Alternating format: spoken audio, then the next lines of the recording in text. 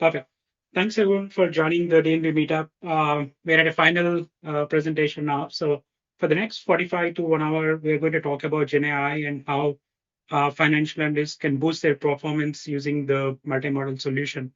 So before that, I want to do a quick introduction. So my name is Mohan. I'm a senior technical account manager here in AWS Dallas office. I joined Amazon 5 years back and been supporting various customers. So to kick off the introduction, so I have Sovik with me. Sovik, you want to give a quick intro and start the presentation? Yeah, thanks, Mohan. Yeah, so good to meet you, everyone. So my name is Shovik Nath, and I'm an AIML specialist solution architect. I work with the worldwide specialist team, look into the whole aspects of SageMaker as well as generative AI. I've been with AWS for 1.5 years, based out of Northeast in New York, New Jersey area. But I've been in this field for the last decade, starting as a data scientist, being an AI ML architect, and like building solution managing teams with that. So today, for our presentation, we'll talking about generative AI and multimodal agents.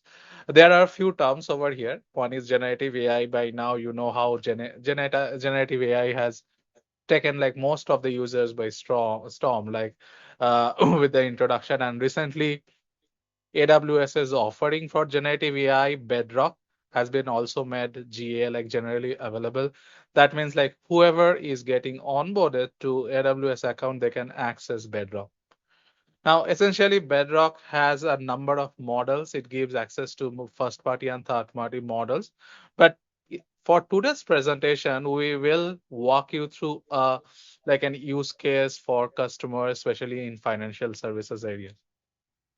So, as a part of my role, I work with some of the largest financial institutions in the country and look into what they are doing on AI ML as well as in generative AI and talk to different personas within those institutions.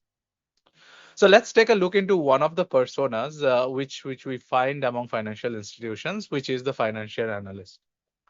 Now, a financial analyst who works in a small team or like even like with a portfolio manager, with research analyst, their job is to get insights from massive volumes of data. So this data can be structured data, unstructured data, lying in different sources. It can be in S3 bucket, it can be in like databases like SQL databases, Redshift, Athena, or it can be external databases. Now, often the financial analysts use a variety of tools to work with this multiple source of the high volume data. However, the financial analyst is looking for quick analysis. So their primary job will be looking into those documents and identify like key signals for making investment recommendations. And so they are looking for a combination of qualitative as well as quantitative insights. However, the process of going through this massive volume of data and multiple sources is a repetitive task, right? And again, this financial analyst, they are like subject matter experts of how the financial documents or how the financial statements are there, but they may not be more familiar with the aspects of like writing SQL queries or coding or like doing like Python. So this is a challenge which we have been seeing over and over for financial analysts. And now let's see how generative AI can help or benefit an financial analyst. Next slide. So as you can see over here, a financial analyst starts with different types of data. When we call multi-modal data, that means there are different modes of the data format. So on the left side, you see it's a document. It's a extract from Amazon's 10K document, like last year's 2022, and it has a combination of textual data as well as some tables about the financial statement. So it's an unstructured text. On the right side, it shows a table with like times, like a timestamp, and then like the price values of different stocks. So this is an example of structured data lying in different SQL databases. Now, your structured data here can be also like financial statements, can be yeah, like income statement, balance sheet, which is getting regularly updated. And then finally, there are often like other modalities of data, like audio data. Often in a earnings calls, like a quarterly earnings call, the CEO and CFO talks about the current health of a company in terms of what is, let's say, what is the impact of inflation on the company's overall like financial health, or if they are releasing any new products or not. So as you can see, this is a combination of multimodal data. There are different modes of data. Going forward, uh, so what this generative AI multimodal agent does is it's a capability to retrieve and assemble information from various data modalities to provide contextual answers to user prompts. So there are some keywords over here: being able to retrieve and assemble information from various data modalities, to provide contextual answers, and then to user prompts. So essentially, user prompts are the questions which the financial analyst is asking in English.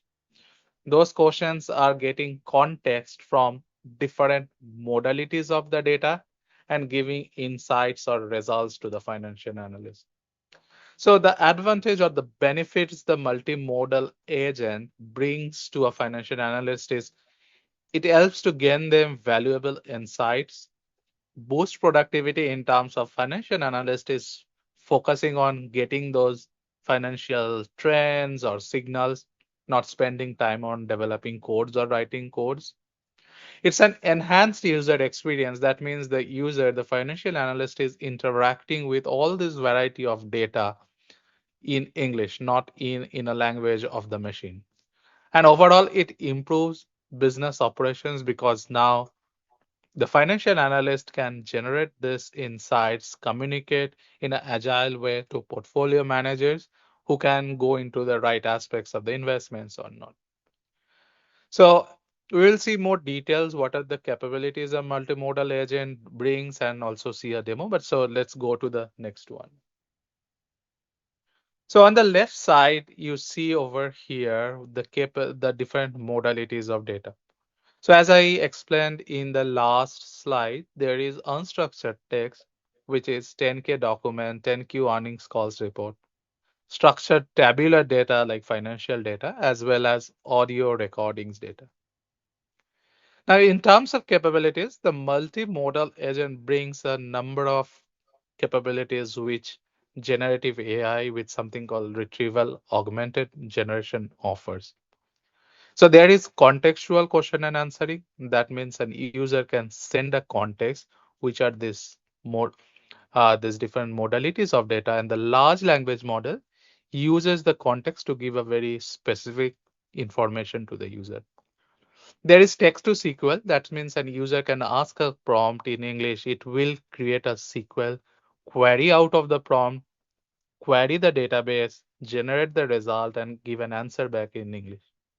Then there are aspects of text summarization, aspects like processing, data processing, like processing audio data, the earnings calls repo, the earnings calls, and converted them into a textual format.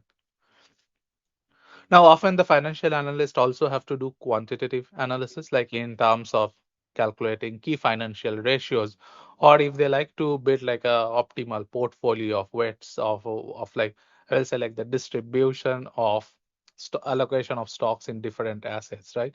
So it has those capabilities of algorithms and advanced calculations. And then obviously there is text generation where a report can be or like a summary can be generated. So in the last, like, so as you can see, the multimodal agent has the capability to do those individually or combine them. So here is an example where the financial analyst is asking the agent to convert Amazon's 10K 10Q documents in a textual format. So essentially, it is about processing unstructured text of data, the textual data containing Amazon's financial reports are being cleaned and made it available for analysis. But the way the human user interacts is primarily through English. Let's look into another one. So here the business user is asking about transcribing quarterly audio or like quarterly audio recording to textual format. So what the agent does, it invokes the right tool to convert audio to text and gives a result back about transcribing that. So this is about processing audio data. Here, the next one is an example about analyzing Amazon's financial health with 10K documents and then calculate important financial ratios and giving an answer within a like a crisp answer. So what the agent does, like it goes through the data, identifies the right passage within that document where the information lies, like about debt and equity. Then it passes to the large language model and gives an answer about Amazon has what is the high return and what is the debt to equity ratio. So this is an example of context with unstructured qualitative data. And finally, the human user, like the business user, asks us like, can you give the closing prices of certain stocks in 2018? So what the agent does again, it identifies that in order to answer that, it will generate a SQL query the database and gives a answer back in with those values. So this is an example of context with tabular and quantitative data. Here, like text to SQL is being used. So as you can see in this diagram, like overall a variety of tools that are being used holistically within one place to derive the insights. We will see this more in details, but let's look into the architecture pattern that makes it possible. So as in solution architects, when we are working on a business problem like this, what we do, we put a architectural pattern in place, showing what is like a functional capabilities that are required. On the top, there is a human user. He or she asks a question. It goes through something called a multimodal agent, lying in a certain capability, let's say a SageMaker. And then the agent has a number of tools for text processing, for computation, for sentiment analysis, for SQL Connect, as well as customized intelligent search. Now, at the same time, the agent's tools are loosely coupled with the data storage, whether it's tabular, audio, unstructured data, or PDF files. So these are data like, as I was mentioning, like 10K documents, 10Q documents, audio files of the earnings calls, and others. The agent also has a memory, a long-term memory, and it is connected with a foundation model, essentially a large language model, which uses all the context from the data storage using a method called retrieval augmented generation and gives an answer back to the business user. So let's look into a logical flow, how it occurs and how it is being orchestrated. So here the human user is asking a question, the very similar what I was showing, like what were the closing prices of the stocks? Can you build an optimized portfolio of these three stocks and give your answers to both? Next, once the agent receives this, it breaks down the prompts, the questions into a number of steps. So that there are a number of agents, like I will say number of like different varieties of agent. The type of agent which we are using is a plan executor agent. So what the planner part of the agent does, it takes down the prompts and breaks down into different steps. As you can see, it has broken down into three steps that it will require stock querying tool, it will require a portfolio optimization tool, as well as it has to provide the answers. Next, the agent now identifies to answer that it requires the tools of computation as well as SQL Connect. With SQL Connect, it connects the tabular databases. uh, it uses the large language model to generate the SQL query, queries the database, gives the values to the computation tool, and the computation tool does the necessary calculations, passes it to the foundation model, and then the foundation model uses all of this as a context and gives the user the answers to that. So let's take a look what the answers look like. So as you can see, the results shown up over here are the closing prices of those three stocks, as well as the weights for allocating the overall like the portfolio to those stocks. Okay, let's. So now coming to the technical architecture of this of our design, right? So technical architecture, think these are the AWS services that are being used to implement the architectural pattern. On the top, there is an UI. The UI is being offered, like we have an UI through an application called Streamlit. And then the whole orchestration of the different tools is being conducted, something called LangChain. LangChain is a package offered like an open source package. And the entire volume of the course lies within SageMaker notebook. SageMaker is AWS's offering for AI ML and it has the right instances. So the agent lies over there. Now on in the middle, you see there are the different tools like so transcribe is a tool for converting PDFs to text. Canra is a tool for doing intelligent search. Then there is transcribe, which is being used to convert audio to text. In the bottom, there is textract, as I like just said that you can convert like PDFs to textual like JSON formats. There are tools like Comprehend, which is being used to do more like sentiment analysis and key entities. Now, additionally, there are Python functions which are embedded within like Lambda functions as well as within SageMaker. So all of those tools are independently lying in their own Lambda functions and is loosely coupled with the LangChain agent. Now, also there are databases like S3 where the earnings calls, the earnings reports lie. And then there is Athena where the tabular data in terms of the financial reports stay. Now we have also embedded a long-term memory. That means every time an user is asking, the results, the queries are being stored with a timestamp in DynamoDB. And in terms of the foundation model, it's the agent is calling an API. We have introduced Bedrock as a way to call that API, like using that Bedrock API. Now, Bedrock has a number of first party and third party models, the large language models. For this solution, we are using Anthropic Claude as the primary LLM. So think Bedrock is the I will say the classes of APIs, and the model, the large language model that is being used is Anthropic Claude. Okay.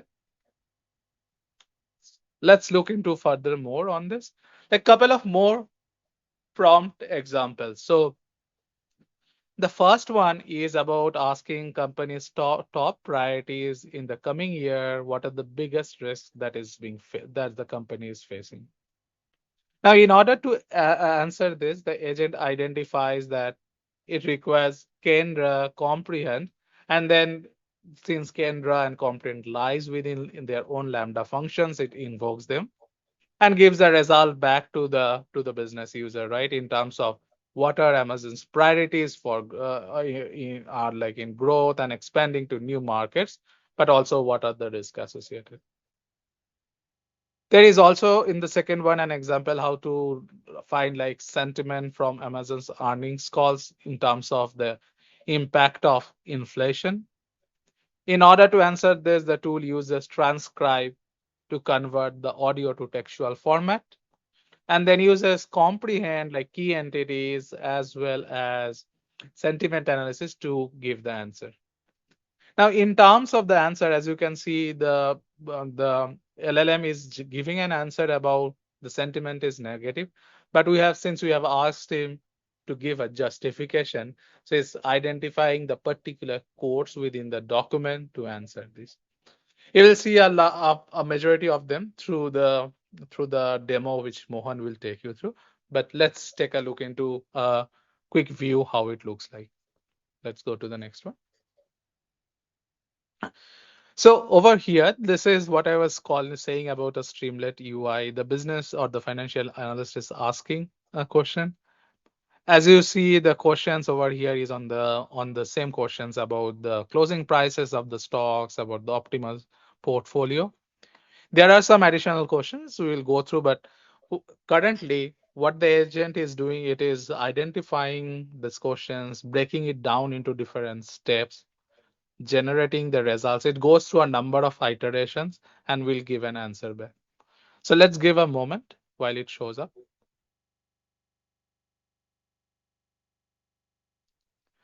Now, again, think in this way, this is the UI is custom built.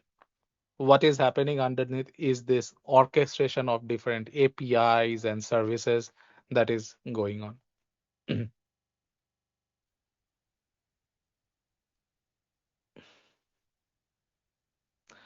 As you see, the answer has been generated over here, and then it gives the intermediate steps, like all the different steps that is gone through.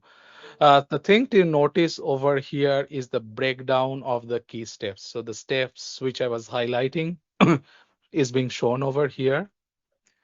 And then what is doing, it is identifying those, planning and executing those to give the result back.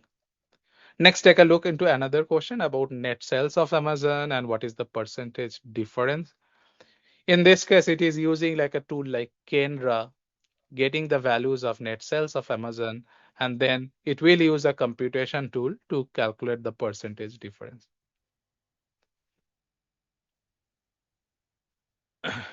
Now, while this is coming out, right? So as I was continuing, right, this is a custom built UI for Streamlit. You can try any other UI or any other like React or Angular.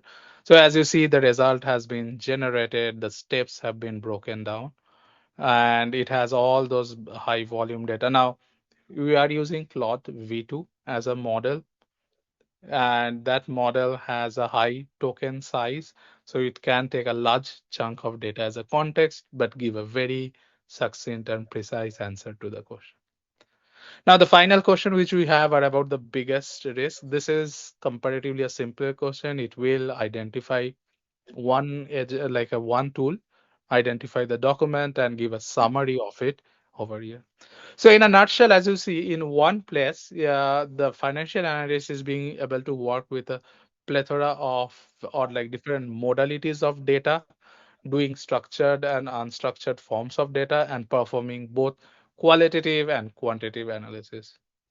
Now going forward from here, Mohan will walk you through what is the secret sauce, what is how this is being orchestrated, as well as give you a demo. Thanks, Sovik. So the next 10-15 minutes, we're going to see how we integrated different AI services as well as different functions with LangChain and how we deploy this solution and as well as how we make this whole Lambda thing work. So to essentially integrate any of your custom functions like sentiment analysis or finding the optimized portfolio, any of the independent function, you basically first start with defining a function. It can be as simple as a Python function in your notebook, or it could be a Lambda function. In our case, we defined a function for sentiment analysis. This sentiment analysis tool basically takes the input string and basically calls the Lambda function and returns a sentiment back to the user. So at this time, this is just a simple function, a Python code written. And once you have that function defined, then what we're going to do is like LangChain comes up with a package called tools. You're going to define all your tools in that in a tools array. So we basically give the same function's name and give some description, and your tool set is ready. So in our case, we are just showing one tool, but once we get to the actual demo, you will see a number of tools embedded in this tool set. And the third step to integrate, or the main step to integrate these two things, are something called planner and executor agent. So as we saw in Sovik's demo, that it basically comes up with the several steps when asked a question, step one, step two, step three. So the planner's job with LangChain is to come up with those steps. So when you ask a question, what's the sentiment about Amazon's next quarter results? The step one is it first needs to find out what's the Amazon's next quarter statement. And once it has a statement, then the next step is to pass that statement to the sentiment analysis tool. and can get the sentiment back. And third step is to basically provide a response to the user, right? So that's the job of a planner. The planner is responsible for coming up with steps. And the second portion is executor. Executor takes the steps that are defined in planner and toolset that we have defined and also the model that we defined. It combines all these things, and executor's job is to take the step, run it against your tools, provide a response, right? So that's what executor's job is. So we have a plan and executor agent that is defined here as we see. So once you empower agent with these plan and execute, then you can start asking those questions to the user and get a meaningful response, right? So I'll switch back to a notebook instance where we can see this a little bit more. So hopefully, can you see my notebook instance? Okay. So the first step is here we are defining a function called portfolio optimization tool. So this is, as of now, this is just a Python function which takes a data frame input and takes a set of stocks and the prices and returns back an optimized set of portfolio that you need to allocate, right? For $10,000, right? Let's just say if you give $10,000 and here are the stock prices, what is my distribution, optimal distribution like? So this function basically does that computation. So this is currently a function that is defined in our notebook. And similarly, we have several different functions which does similar things. Like here is a tool for sentiment analysis. This takes an input string and calls sentiment detection Lambda function and provides a response back. Right. Similarly, we have a number of different tools for detecting the key phrases in a blob of text, initiating a text extract processing, basically converting your PDF files to a text format for Kendra. So once we have all these tools defined, then what we do is basically we define all these tools in a toolkit. So you can see the toolkit here. It has a several different functions called stock querying tool, financial information lookup tool, and sentiment analysis tools. So right now, so we have defined our functions. Step one is completed. Now we got to step two, defined our tool set. We have all these tools now, but we need some level of intelligence that needs to be given to LLM on when to use which tool. So that's when the prompt engineering comes up. That's when this combo template comes up. So here you can see with a simple text, you're basically instructing LLM to use a certain tool for these cases. So the instruction is when you need to provide an optimized portfolio, use the portfolio optimization tool. If you need to analyze a statement or sentiment of a topic, then use financial information to get that sentiment, and then use the sentiment analysis tool. So likewise, we have given a number of instructions for LLM. And if LLM can't find any answers, then we instructed it to basically say, I can't find answers to these questions, instead of throwing a random answer to the user. So this is a sample template that we have used, but users can customize this further. So as I mentioned, now we have our tool set, we have our template ready. Now we are going to go and build an agent which is capable of using these tools based on the user prompt, using a plan and execute agent. So once we have that, we basically ask a simple question or a little bit complex question. What are the closing prices for stocks of these three stocks in the year 2018? And can you build an optimized portfolio based on these stocks? So the first thing that agent does is it needs to come up with the steps to address this question. So as you can see here, it basically came up with a question, the number of steps. Step one is first we need a stock querying tool to find the stock prices for these stocks in 2018. Once we have that, then we're going to send that data to optimization tool to get a ratio. Once we have all that, I need to build a text answer back to the user. So the planner done his job. Now the next is the executed chain that comes up. So the executor does something very cool here. Basically, it converts this text into a SQL. So as you can see here, we did not provide this SQL to the user, but it basically used a SQL chain to to take this question in an English text and convert into a SQL query. So basically select so-and-so from the stocks database between these and these dates and ordered by the date. So it is completely auto-generated that, and it got the answers. These are the closing prices for these individual stocks.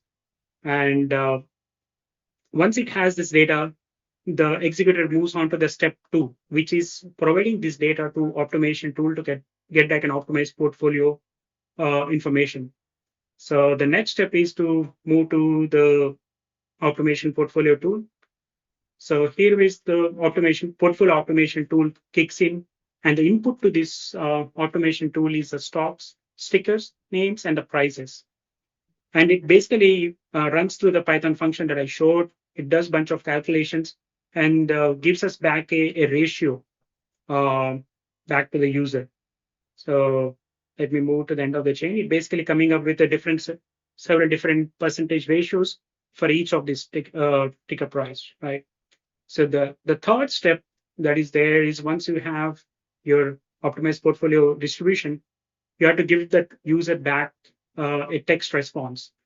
So if you look at the final response from the user, from the LangChain, basically saying that the closing prices for these stocks are so and so, and here is a optimized portfolio percentages. Basically saying the 84% should be invested in AAA and 1.6% in so and so, like that.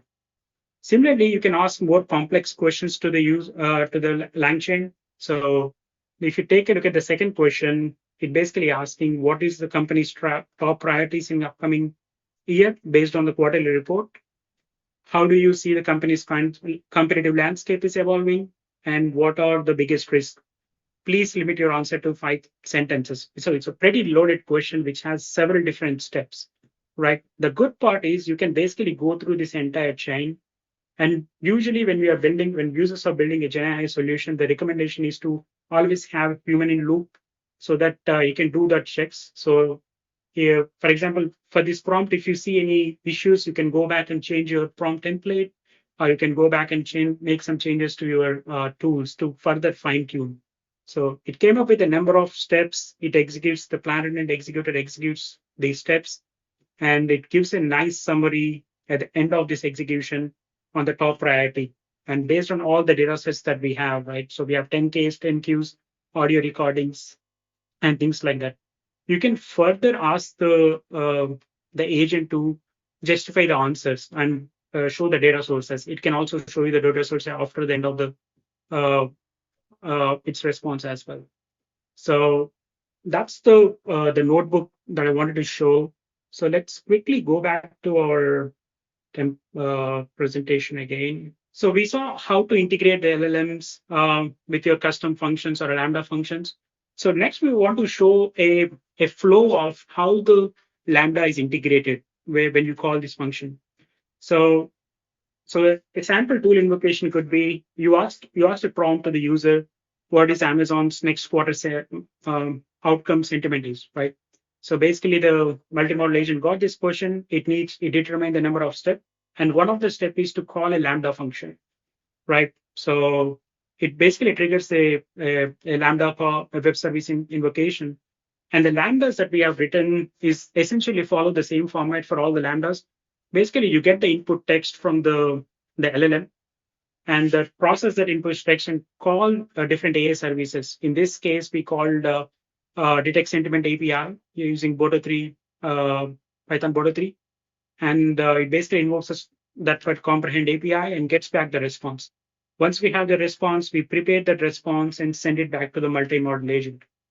The multimodal agent doesn't actually spit out the same response back to the user. It basically takes this response and compiles the response back to the user in a natural language, right? So essentially, if you take a look at other lambdas like test extract, they follow a different routine where they asynchronously process the documents, but the integration is essentially how it works. AWS also started contributing to LangChain now, so you get native support to Lambda integrations and Kendra as well. So several different services are now working on integrating with LangChain. So you get a native support, and you don't need to write custom codes to sometimes to even do some of this processing. So that concludes the multimodal agent simple to implementation. But if you take a look at the Sovik's architecture, we have a number of components here, right? When we developed this solution, one thing that was clear to our team was we don't want customers to spend time in setting up infra and having to deal with IAM roles and manage their three permission policies and all that stuff. We wanted to give one simple script which will deploy this whole solution end to end with a very minimal uh, uh, intervention from the user. So I'm happy to share that with this solution, we provided a CloudFormation script which will deploy your Lambda functions, which will deploy your roles, glue databases, Kendra setup, and everything that is needed to work on this to make it work. It's basically provided via CloudFormation. So as you can see in the sample screenshot here, it basically creates all bunch of components that are needed to make it work. You can also, once you experiment this, you can also tear down this whole infrastructure easily here using this CloudFormation as well. So that concludes the infra setup.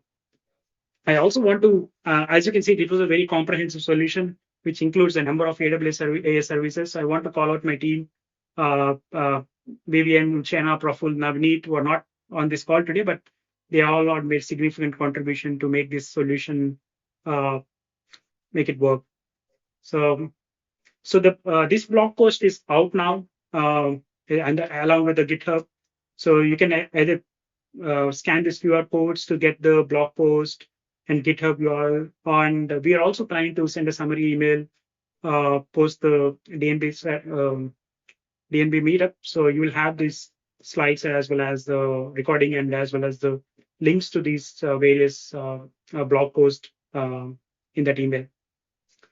So with that said, I want to break it to the Q&A. Thanks everyone for joining this session, but we can start the Q&A now.